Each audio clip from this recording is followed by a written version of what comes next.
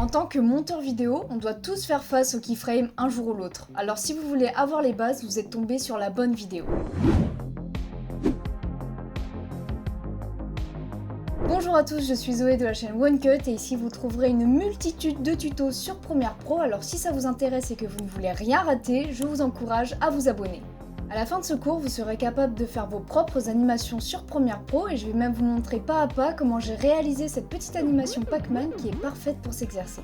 Avant de vous précipiter sur cette vidéo, je tiens à vous informer que tous les fichiers que j'utilise aujourd'hui sont disponibles gratuitement sur mon serveur Discord et le lien est dans la description.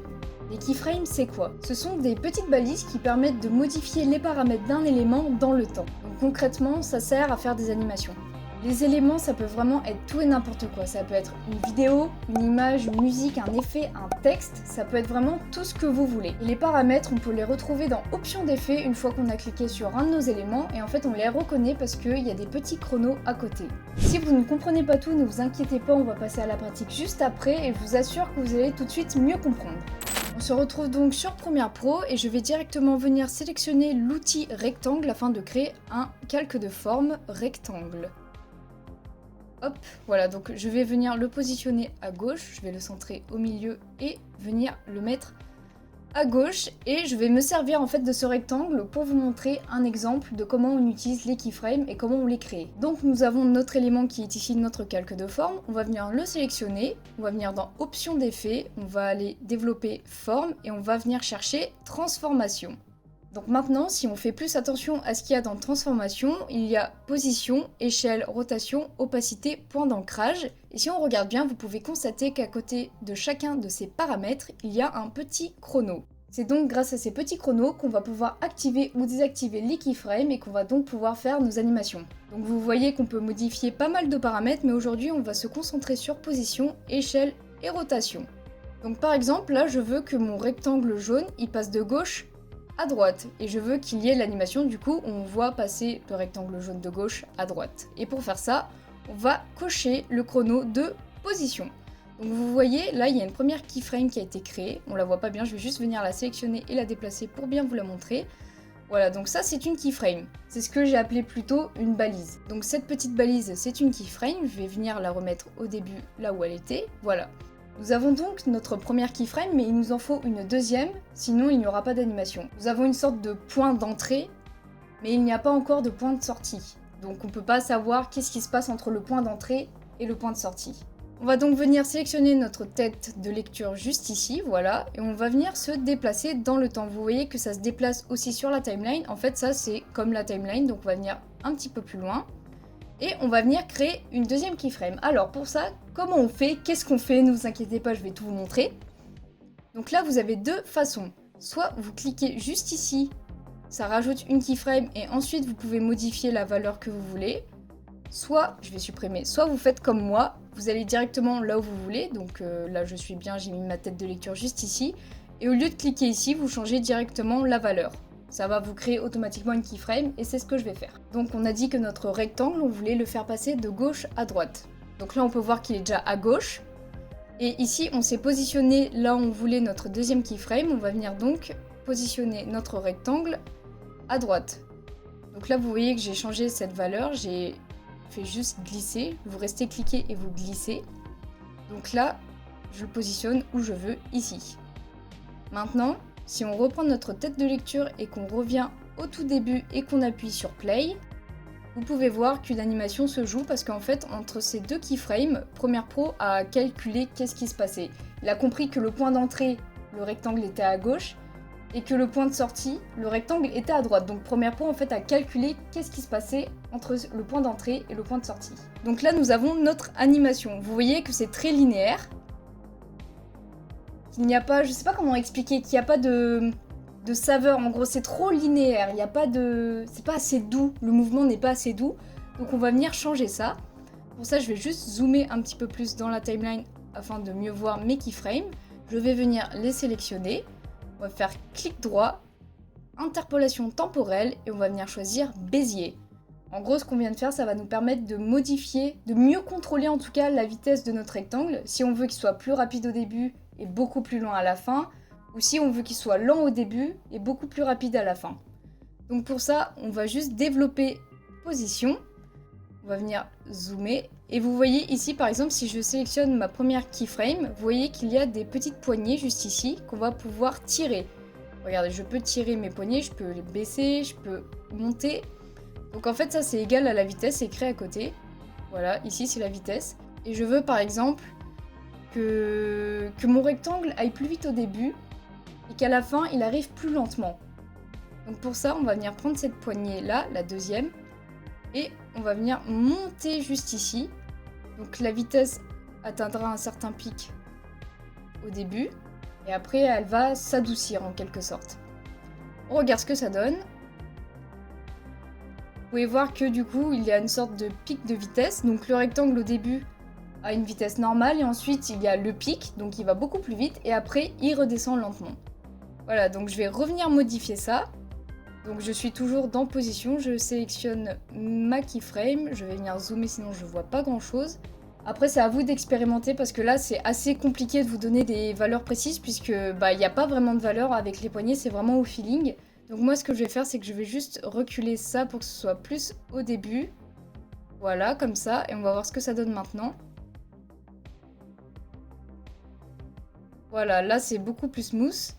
Nous avons donc terminé notre première animation. Ici, nous avons donc animé un rectangle qui part de gauche et qui arrive à droite. Donc nous avons vu le paramètre de position et dans le prochain exemple, nous allons voir le paramètre de rotation.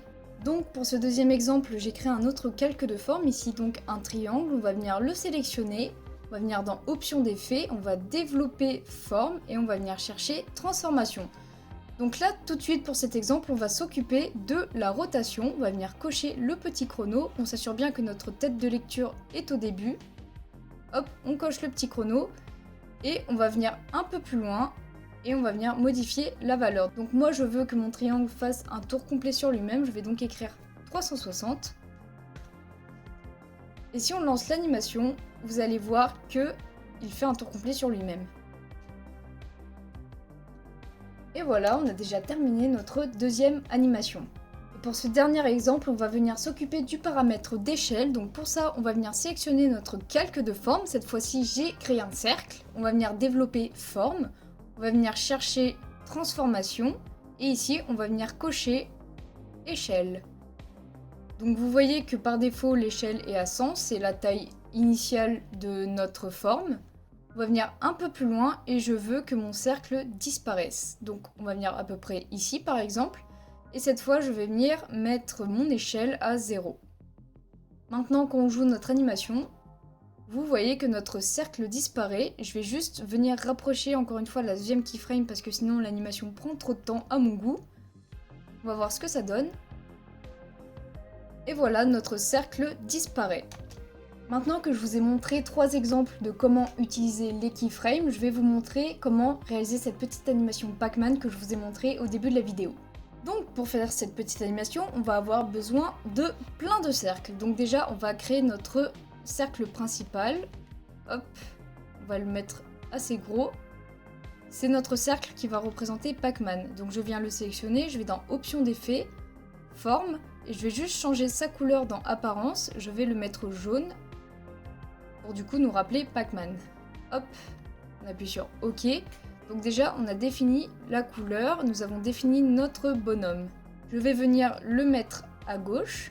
Et ce que je vais faire maintenant, pour pas me perdre par la suite, vous allez mieux comprendre pourquoi, je vais venir sélectionner encore une fois mon élément, je vais faire un clic droit, je vais dans Libeller et je vais le mettre de couleur jaune pour bien reconnaître que c'est mon Pac-Man. Parce qu'en fait après on va créer d'autres calques de forme pour créer les petits points qu'il va avaler. Et du coup on risque de se perdre parmi tous les calques qu'on aura. Donc c'est pour ça que je préfère mettre des libellés pour avoir une sorte de code couleur. Donc maintenant on va venir créer encore une fois un petit cercle, cette fois qui va être un point qui va manger. Hop, on va le mettre comme ceci. On va venir changer la couleur. Je vais le mettre violet parce que le violet et le jaune ce sont des couleurs complémentaires et ce sont également les couleurs de la chaîne. Donc on va venir chercher du violet. Voilà, comme ça. Et au lieu de créer une autre ellipse à chaque fois, on va juste sélectionner notre outil sélection. On va venir sélectionner notre calque qui représente le point que Pac-Man va manger, donc ici le rose. On va appuyer sur la touche Alt, on va faire clic gauche enfoncé et on va mettre au-dessus, comme ceci. En fait, vous faites glisser votre image au-dessus tout en appuyant sur Alt. On va cliquer juste ici, donc sur notre deuxième image qu'on vient de créer, et on va aller dans transformation, on va aller chercher position, cette fois on ne coche pas le chrono, on va aller juste déplacer notre point sur la droite. Voilà, on va refaire la même chose, on sélectionne notre élément, on appuie sur Alt, on fait clic gauche et on glisse sur une piste au-dessus, et on va venir encore une fois dans transformation, position, et on va venir déplacer notre point. Voilà, donc là maintenant vous pouvez constater qu'on a notre Pac-Man et nos 3 points. Maintenant ce qu'on va faire c'est qu'on va venir sélectionner notre calque de forme qui représente Pac-Man, donc le jaune, et on va le mettre tout au-dessus de nos points. Voilà, après je vais juste venir tous les sélectionner et les baisser d'un cran, comme ceci. Donc là j'ai sélectionné Pac-Man, je l'ai mis tout en haut parce qu'en fait quand il va passer sur les points, il va les manger et après on va faire disparaître les points. Là ils sont encore là parce qu'on n'a rien animé, on n'a rien fait, mais ils vont disparaître. Alors que si notre calque de Pac-Man était en dessous, en fait c'est les points qui allaient être au-dessus de Pac-Man, ça aurait fait un truc hyper bizarre. Maintenant on va passer à l'animation, donc la première chose à animer c'est Pac-Man. On sélectionne bien le bon calque, on vient dans options d'effet, on vient dans transformation, on se met bien au début de l'animation avec notre tête de lecture et on va venir cocher position. Voilà, donc une fois que ça c'est fait, on va venir un peu plus loin dans le temps, on va se mettre plus vers la fin et on va venir modifier encore une fois la position. Pac-Man va sortir de l'écran carrément, voilà, il va se mettre juste ici, donc là on peut jouer une première fois notre animation pour voir ce que ça donne. Donc vous voyez que Pac-Man est animé mais qu'il ne mange pas réellement les points puisqu'ils sont encore là. Maintenant que nous avons animé notre Pac-Man, on va venir animer chaque point. Donc pour ça, on va venir sélectionner notre premier calque. On va venir dans options d'effet et on va chercher transformation. On se met bien au début avec la tête de lecture et on va venir cocher encore une fois position. On va faire un effet de petit rebond. Donc vous voyez que là, la première keyframe est créée. On va avancer de 5 images.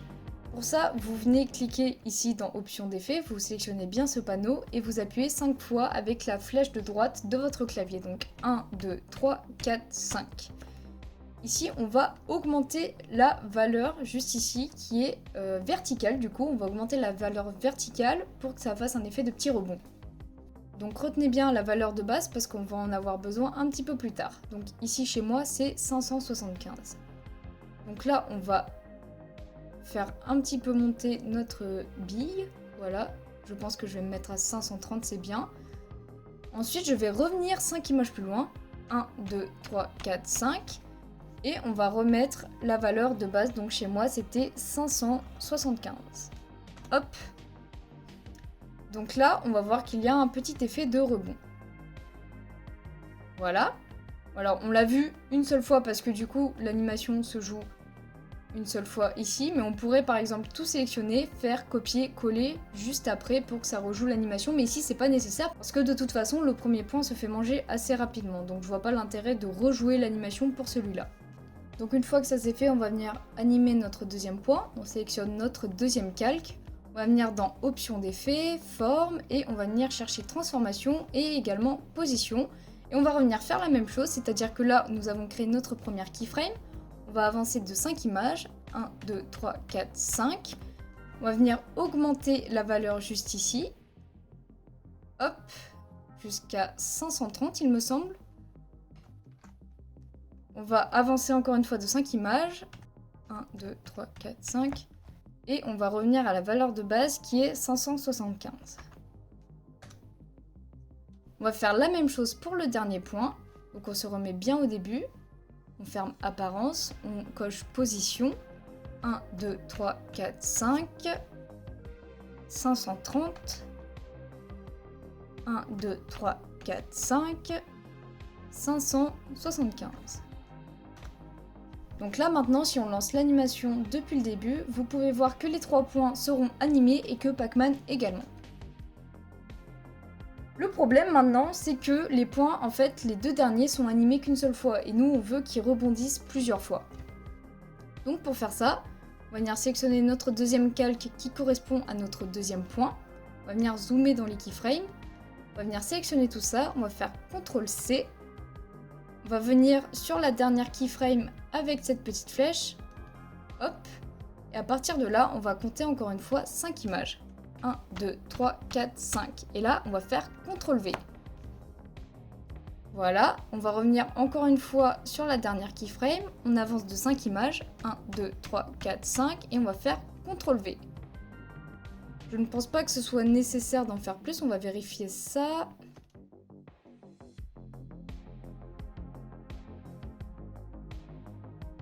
Voilà, c'est pas nécessaire parce que de toute façon, Pac-Man va passer sur ce point à la fin de son animation. Donc on va faire ça pour le dernier point. On sélectionne le bon calque, on fait CTRL-C. On va venir sur la dernière keyframe, on va faire 1, 2, 3, 4, 5.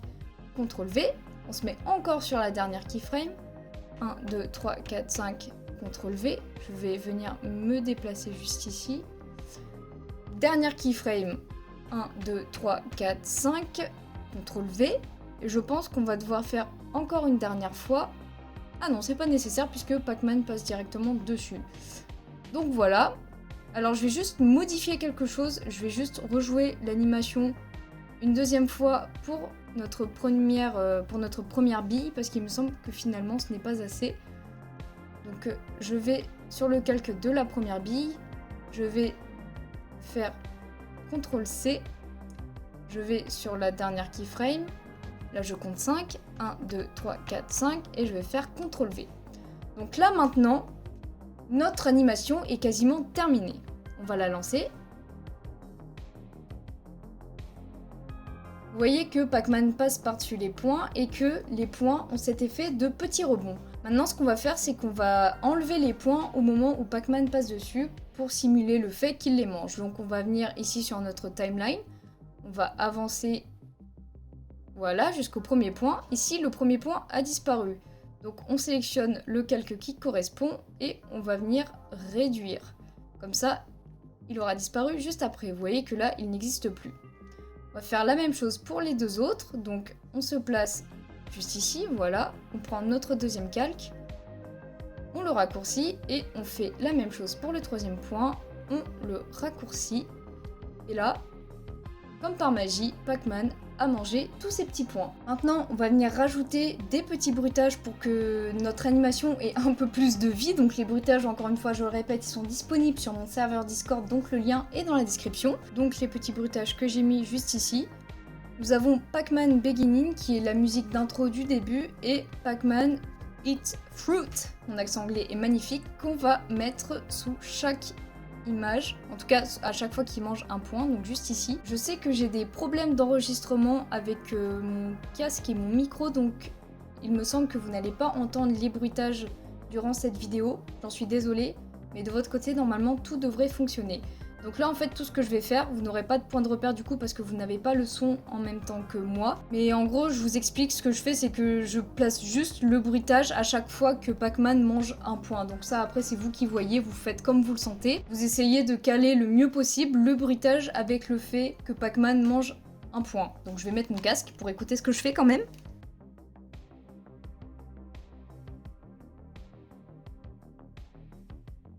Voilà, donc je viens de terminer de mettre les bruitages sous chaque bille qui se fait manger. Et maintenant on va passer à la touche finale qui va être l'effet de titre qui arrive. Bon, c'est très moche, mais c'était juste pour vous montrer qu'on peut aussi utiliser les keyframes du coup sur le texte, comme sur pas mal de choses. Donc on va faire ça tout de suite. C'est un peu la touche finale. Et après ça, on aura terminé. Donc pour faire ça, on va juste déjà venir tout sélectionner. Et je vais y décaler un peu plus loin sur la droite. Donc là, j'y ai mis un peu loin. Ah non, quoique j'ai mis qu'à 5 secondes. On va mettre un peu plus loin quand même. Voilà. Et ici, on va créer notre titre. Donc pour ça, on appuie sur la touche T de notre clavier. Ou alors, vous venez sélectionner l'outil juste ici. On va cliquer là et on va écrire Pac-Man. Animation Pac-Man, pardon. Je resélectionne mon outil de sélection. Je sélectionne du coup mon calque de texte, je vais dans options d'effets, je développe texte, je vais changer la police d'écriture. J'ai téléchargé une police d'écriture qui s'appelle Pacmania, donc qui est tirée de l'univers de Pac-Man, donc je trouve qu'elle est parfaite. Hop, voilà. Ensuite, je vais juste recadrer ceci. Je vais mettre le point d'ancrage au milieu. Je vais grossir mon texte. Je vais le mettre à 200. Et je le place au milieu. Donc là, pour l'instant, notre texte est au milieu, mais il n'est pas animé. Et moi, je veux qu'il y ait un effet de rotation et qu'il apparaisse un peu d'un coup. Donc pour ça, on va utiliser les paramètres rotation et échelle. On resélectionne notre texte. On va dans Options d'effet, texte. Et on va venir chercher transformation. Encore une fois, on se met au début de notre animation. Et cette fois, on va venir cocher échelle et rotation parce que, évidemment, vous pouvez combiner plusieurs paramètres en même temps. C'est ce que je vais faire ici. Donc, échelle, au début, je veux qu'elle soit à 0 parce que je ne veux pas que mon texte apparaisse tout de suite. On va venir un peu plus loin. On va venir à peu près 3 secondes. Hop. Et on va mettre notre échelle à 100. Voilà, donc déjà, nous avons notre effet de texte qui apparaît comme vous pouvez le constater. Et ensuite, nous voulons une rotation. Donc je reviens au tout début de mon animation. Donc j'avais déjà coché rotation, donc il y a ma première keyframe. Ensuite, ce qu'on va faire pour se caler bien avec le paramètre d'échelle, on va venir juste ici, cliquer sur la petite flèche. Ça nous emmène directement sur la deuxième keyframe du paramètre d'échelle. Et on revient dans rotation, et là on va mettre 360. Et là, normalement, l'animation est terminée. Voilà, donc vous voyez que c'est assez lent. Je vais juste rapprocher encore une fois mes keyframes. Juste ici. Et voilà. Donc maintenant, ce qu'il nous reste à faire, c'est de prendre la musique de Pac-Man et de la mettre dessous. Voilà. Et maintenant, on peut juste resélectionner tout ce qu'on a fait juste avant et venir y coller à notre texte. Et là, nous avons notre animation complète et terminée. Voilà, bravo à vous, vous avez terminé ce cours sur les keyframes. J'espère que j'ai été assez claire. Si je ne l'ai pas été, vraiment, n'hésitez pas à me le dire dans les commentaires parce que j'essaierai sincèrement de m'améliorer pour les prochaines vidéos. Les keyframes, c'est un concept un peu compliqué pour les débutants, en tout cas au tout début, mais une fois que vous avez pris en main, je vous assure que c'est tellement utile, je les utilise dans toutes mes vidéos, dans quasiment tout, parce que vous pouvez faire presque tout ce que vous voulez avec, c'est vraiment génial, c'est pour ça que je voulais faire absolument un cours dessus, parce que c'est vraiment un concept hyper important pour les monteurs vidéo. Donc j'espère que ce cours vous aura plu, si c'est le cas, n'hésitez pas à me le faire savoir en likant la vidéo, en partageant, en commentant ou en vous abonnant, et moi je vous dis à la semaine prochaine pour une nouvelle vidéo.